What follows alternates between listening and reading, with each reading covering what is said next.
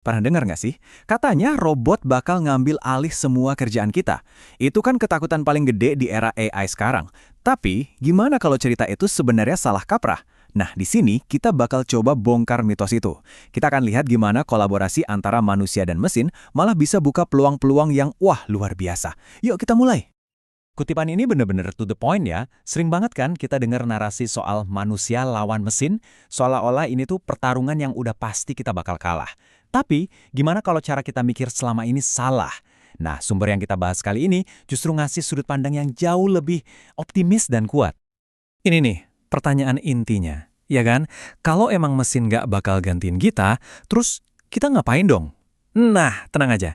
Sepanjang pembahasan ini, kita bakal jawab pertanyaan itu, sambil kenalan sama satu konsep kolaborasi yang keren banget. Oke, jadi langkah pertama kita harus bongkar dulu mitos terbesarnya, yaitu anggapan kalau ini semua soal pertarungan antara manusia melawan mesin. Yuk kita bedah kenapa cara pikir kayak gitu tuh udah nggak relevan lagi sekarang. Nah, disinilah pergeseran cara berpikir yang paling penting. Selama ini kan, kita fokusnya ke otomatisasi. Pokoknya gantiin manusia biar lebih efisien. Tapi ternyata, cara itu ada batasnya. Kekuatan AI yang sebenarnya itu ada di augmentasi. Artinya apa? Artinya, kita pakai mesin buat memperkuat kemampuan kita, bukan menggantikan. Jadi ini bukan soal penggantian ya, tapi soal kolaborasi buat mencapai level yang benar-benar baru. Oke, terus kolaborasinya tuh kayak gimana sih praktiknya? Nah, sumber kita ini punya istilah keren, the missing middle, atau bagian tengah yang hilang. Ini konsep yang bakal mengubah total cara kita melihat dunia kerja. Jadi, apa sih the missing middle itu? Gampangnya gini deh. Bayangin ini tuh semacam zona kolaborasi, di mana keajaiban terjadi. Disinilah empati dan kreativitas kita sebagai manusia ketemu sama kecepatan dan kekuatan analisis data dari mesin. Tujuannya bukan buat saingan, tapi buat saling melengkapi. Buat menciptakan sesuatu yang jauh lebih hebat daripada kalau kita kerja sendiri-sendiri.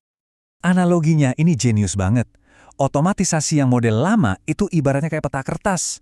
Kaku, statis, satu arah, dan nggak bisa beradaptasi sama sekali. Kita cuma ngikutin instruksi yang udah ada. Titik.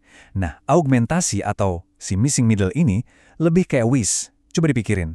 WIS itu kan kolaborasi sama kita. Dia ngasih data real time, bisa adaptasi kalau ada macet, bahkan pakai info dari pengemudi lain. Prosesnya tuh hidup, dinamis, dan kolaboratif banget. Kalau kita lihat dari sejarahnya, ini tuh lompatan yang gede banget.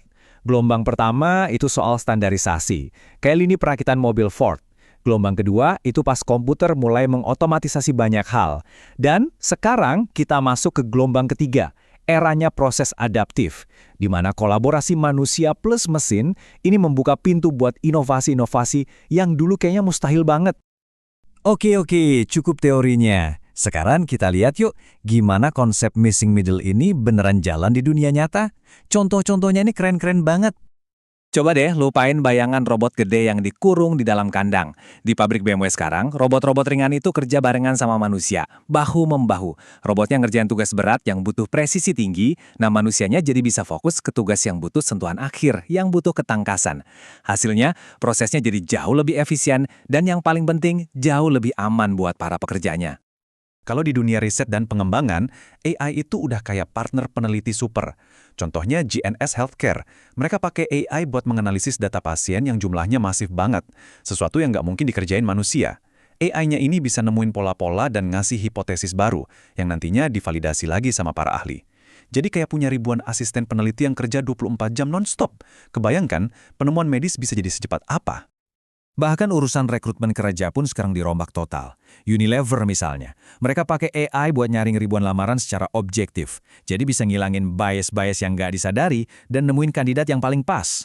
Nah, karena kerjaan itu udah di-handle AI, tim HR jadi bisa fokus ke hal yang paling penting. Ngebangun hubungan sama kandidat lewat wawancara yang lebih mendalam. Waktu rekrutmen jadi lebih singkat, dari 4 bulan jadi cuma 4 minggu. Keragaman karyawannya juga meningkat. Ini bukti nyata prinsip utamanya. Biar mesin yang urus data, biar manusia fokus ke manusianya. Oke, pertanyaannya sekarang gimana caranya perusahaan bisa nerapin si missing middle ini? Nah, sumber kita punya kerangka kerja praktis, namanya MELTS. Anggap aja ini kayak 5 pilar utama yang harus dibangun. MELTS itu singkatan dari 5 hal penting. Pertama, mindset atau pola pikir. Yaitu pola pikir buat menata ulang proses dari awal, bukan cuma sekedar otomatisasi yang udah ada.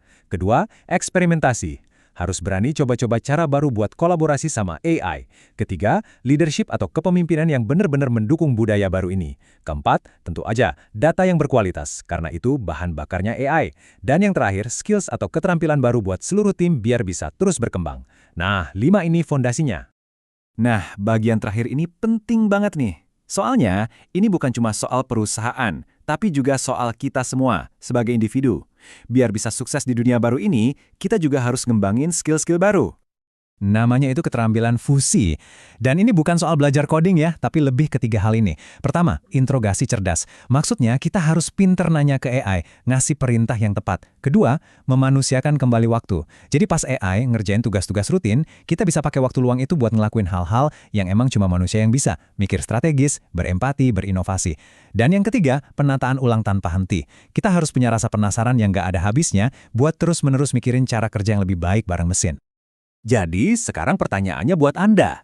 AI itu udah ada di sini, di sekitar kita. Pertanyaannya tuh bukan lagi apakah kerjaan kita bakal berubah, tapi bagaimana kita bakal menata ulangnya. Gimana Anda akan berkolaborasi dengan teknologi ini buat ngebangun masa depan kerja versi Anda sendiri? Tantangan ini justru adalah peluang terbesar kita.